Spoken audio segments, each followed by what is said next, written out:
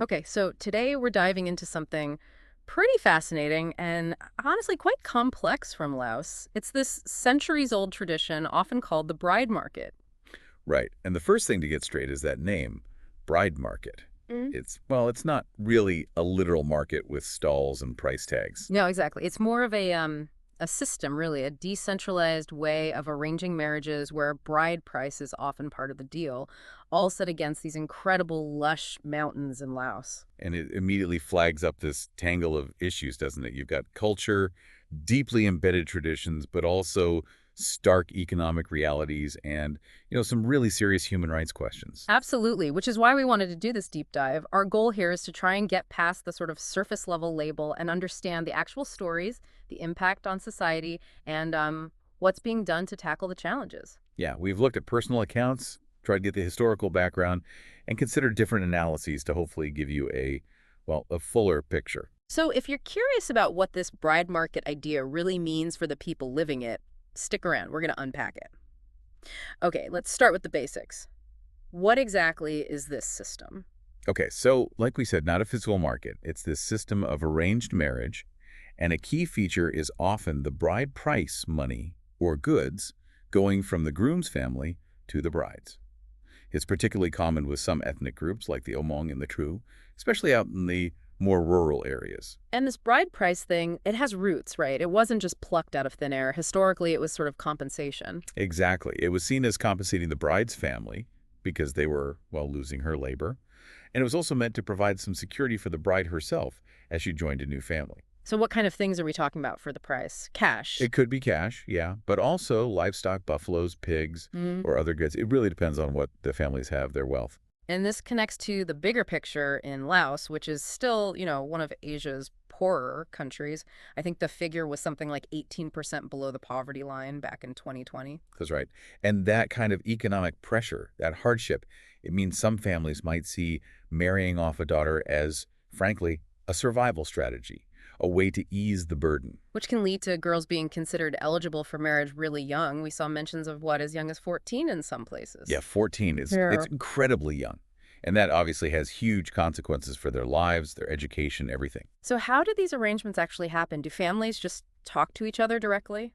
Sometimes, yes, direct family connections are key, but often there are intermediaries involved brokers. These could be respected village elders or sometimes more professional matchmakers. And their job is to connect families and sort of negotiate the terms Right. based on what? Pretty much. They connect people, negotiate the bride price, and yeah, factors like the bride's age, her looks, her family's social standing, they can all influence the terms, the perceived value. Okay, this is where it gets a bit darker, though. We read about these specific practices. Shubne, bride theft, and shubzaj, forced marriage where parents get paid. That sounds pretty extreme. It is extremely concerning. These aren't the norm everywhere and seem mostly confined to certain Hmong communities, and maybe less common now, but they definitely exist. Shubne, literally stealing a bride, is abduction, plain and simple, a total violation of her rights. And shubzaj, even with payments involved, it still sounds like it can happen without the woman's actual consent. Absolutely. Consent is the key issue there. Hmm. Both practices are serious deviations, even from the standard arranged marriage customs. But we should also be clear, right? Not everyone in Laos sees arranged marriage this way. For many, it's just normal, part of the culture. That's a really important nuance. Yeah, for many, especially in villages where everyone knows each other, it's a standard cultural practice. And reports suggest that, particularly in towns and cities, young people might have a bit more say these days, maybe meeting at festivals or events. But parental consent and the bride price tradition, they often still hold strong, even if there's more socializing. Seems that way, yes. So it's definitely a spectrum. Not one single experience fits everyone. But at the tough end of that spectrum, for girls who are already marginalized, maybe, perhaps because of a disability or having darker skin or being born out of wedlock, for them, does it feel more like a transaction? I think that's where the term market can feel uncomfortably accurate for those individuals. Yes. Their own agency, their choices can be really limited. They might be seen as having less value in that system, making them more vulnerable to arrangements that aren't in their best interest at all. Which brings us squarely to the human rights concerns. The potential for exploitation seems massive, particularly for those girls from poorer backgrounds. It really does, and the stats back that up. You look at data from the UN, from Girls Not Brides. Hmm. A really high percentage of women in Laos were married before they turned 18. Something like a third overall. Wow, a third. Yeah. And the difference between rich and poor is stark. Girls from the poorest families are way more likely to be child brides than girls from wealthier families. It's like over half compared to maybe 13%. So poverty is just this huge engine driving it. Families see it as a way out, maybe, a way to secure a daughter's future or just have one less mouth to feed. That seems to be the calculation sometimes, yeah.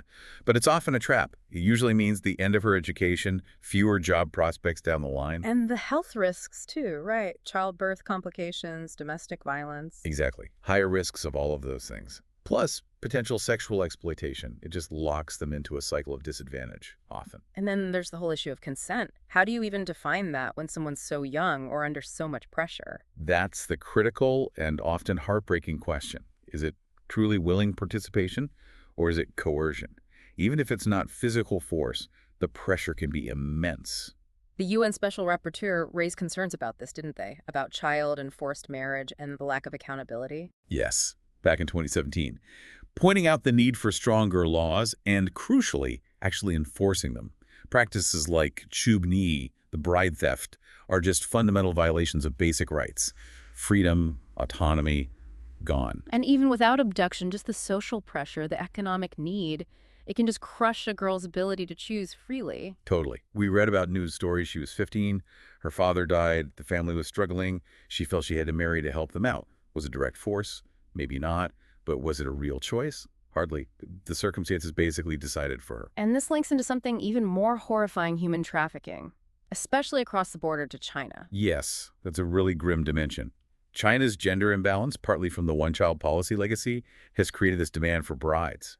And vulnerable girls from Laos get targeted. Like Noi's story from that Radio Free Asia report, 17 years old, promised money for her family if she married a Chinese man. Right, and she goes thinking it's a path to a better life, but instead finds abuse, isolation, trapped because she doesn't speak the language. It's horrific. Nearly 3 years she went through that before she managed to escape.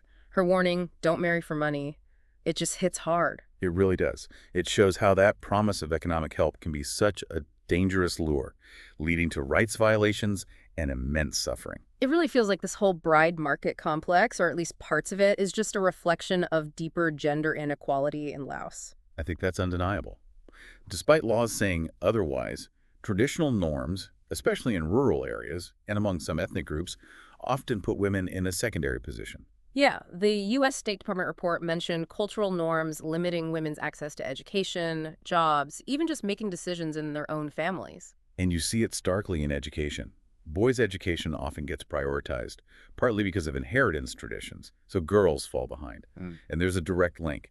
Women with no education are far, far more likely to marry young than women who finish secondary school. It was something like 60% versus 16%. Wow. So lack of education really feeds into this cycle. And then there's the expectation that women do all the domestic work, right? Overwhelmingly, yes. UN Women data shows women spend way more time on unpaid care work than men. That makes it incredibly hard for them to earn their own money, be independent. We heard about the Lao Women's Union trying to tackle this, which is great, but their reach is maybe better in the cities than out in the remote villages. That seems to be the challenge, yes. They do important work advocating for women, but getting resources and programs into the most isolated areas where these traditions are strongest is tough. It can be logistics, it can be cultural resistance. Even small things like women serving tea at meetings instead of participating show those underlying inequalities. And going back to the bride price itself, it can feel like it turns women into commodities, doesn't it? Valued for fertility or labor, exchanged between families. That's the risk, absolutely. The bride price, whatever its origins, can reinforce that idea. Which is interesting because Laos also has strong matrilineal traditions, especially among the majority Laotai group. Right, where studies suggest women actually have more autonomy and equality. Exactly. So it implies that the really harmful aspects of the bride market might be felt more acutely among some of the marginalized ethnic groups where those matrilineal traditions aren't as dominant. It's not a uniform picture across the whole country. It really hits home when you hear the individual stories, though. Statistics are one thing, but hearing about real lives. Let's talk about Nguyen again. 18 now, from Bokyo province. Yeah, Nguyen, married at 15, like we mentioned, after her father died. Purely down to poverty, really. Her family needed help, and marrying Shang, who was 17, seemed like the way. Even though she wanted to stay in school. That was her dream, yeah, to finish her education.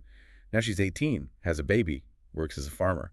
The dream's on hold, but she still hopes for a better future for her son. There's such a quiet resilience there, isn't there? Making the best of a situation she didn't choose. Definitely. It speaks volumes about the strength many women find in these really difficult circumstances. And the Noi story, the escape from China, that's a different kind of story, one about escaping exploitation. A truly harrowing one.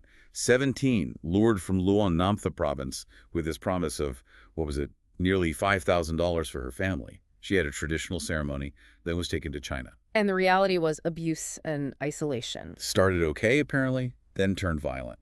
And the language barrier meant she was completely alone for almost 3 years. Until she managed to escape with help from a Lao truck driver in 2017, her message, "Don't marry for money," is just so powerful. It really is. It's a stark warning about the trafficking risks tied up in this. But also, her escape shows incredible agency, incredible courage. She rebuilt her life after that. And then there was the anonymous survivor, sold at 13. Just 13.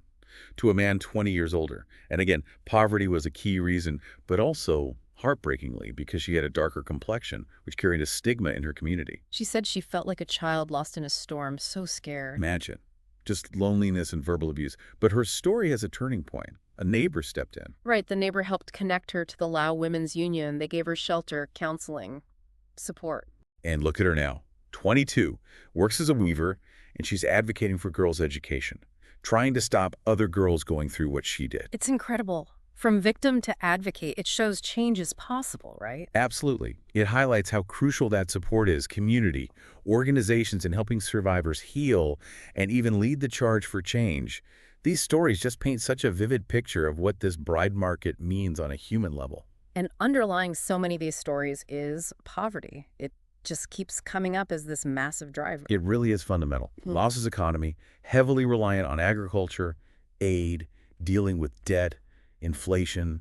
It hits rural families the hardest. Yeah, the UN Rapporteur on Poverty pointed out that the way growth happens in Laos doesn't always trickle down, right? It can actually leave poor communities, especially women and ethnic minorities, further behind. Exactly.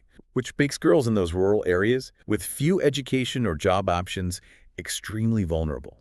Early marriage starts to look like the only perceived path to some kind of security, even if it's deeply flawed. So what about the government response? Are there policies in place? Well, yes, on paper. Laos is committed to ending child marriage by 2030. That's part of the Sustainable Development Goals. There's a national action plan against violence against women. The Constitution guarantees gender equality. And the Lao Women's Union, we mentioned them, they're supposed to promote women's empowerment. Right. But the big challenge is implementation, especially in remote areas. You have the laws, the plans, but enforcing them against ingrained cultural acceptance and severe economic pressure. That's tough. The Universal Periodic Review back in 2015 basically said Laos needs to penalize child marriage, but acknowledged how hard that is culturally and economically. Precisely. It highlights that gap between policy and reality on the ground. But it's not just the government, right? NGOs are working on this too. Definitely. Groups like Oxfam, the Gender Development Association, they're doing important work empowering women, often through things like income generation. We saw a report about Oxfam's bamboo weaving projects. Yeah, that sounded promising. Giving women financial independence, boosting confidence, even reducing domestic violence. Exactly. When women have their own income, it shifts dynamics. And other groups, like the Association for Development of Women and Legal Education, are doing legal rights training, helping women become leaders in their communities. These grassroots efforts are vital. Okay, so let's circle back to that term, bride market. We've used it, but is it actually the right term? Is it maybe too simplistic, even problematic? That's a really critical question to ask, I think. It's a loaded term.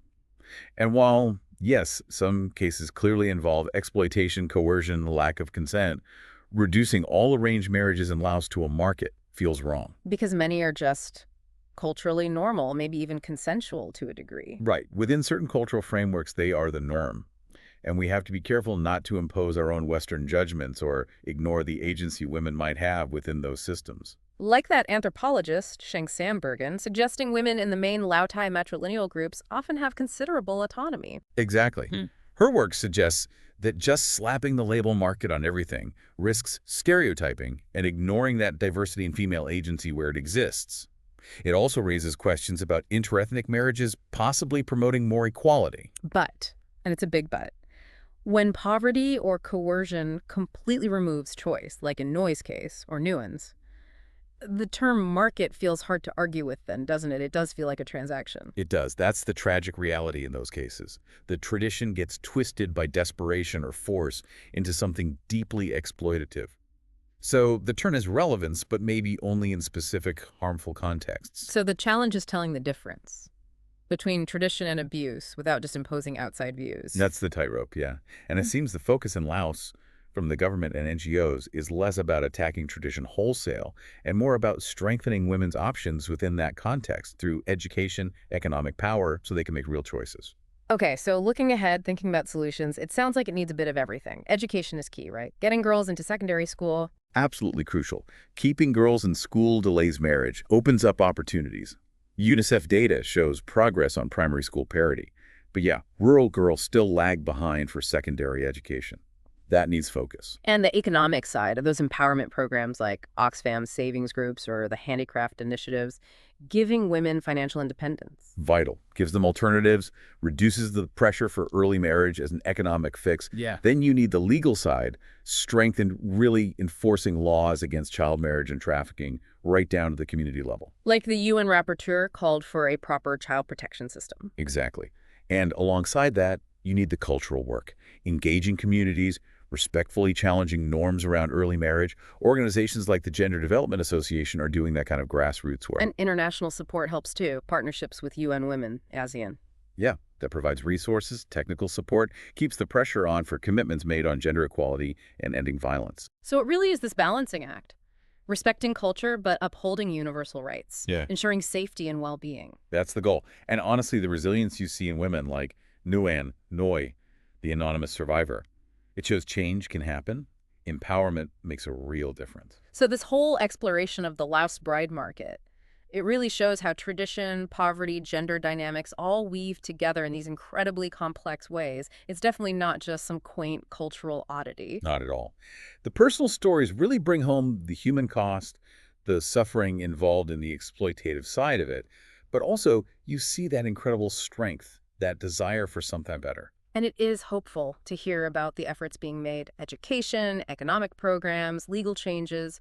They feel like genuine steps towards a better future, even if the path is long. I think the really big question it leaves you with, though, is how any society navigates that difficult space where cherished traditions meet universal human rights. Hmm. How do you balance respect for diversity with protecting every single person's dignity and rights? That's definitely something to think about. We'd actually love to hear what you, the listener, think about this. How do you see that balance between tradition and progress playing out?